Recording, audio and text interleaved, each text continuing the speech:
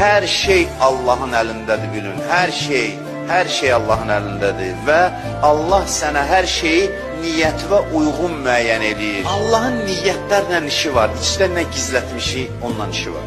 Nə gizlətmisən qəlbində, Allahın diqqət mərkəzində sənin qəlbindir. Allah baxır qəlbə, nəzəri qəlbədir insanın qəlbinə və qəlbə uyğun davranır bizlə, ürəyimizdəkinə uyğun davranır bizlə. Dünyada da, axirətdə də.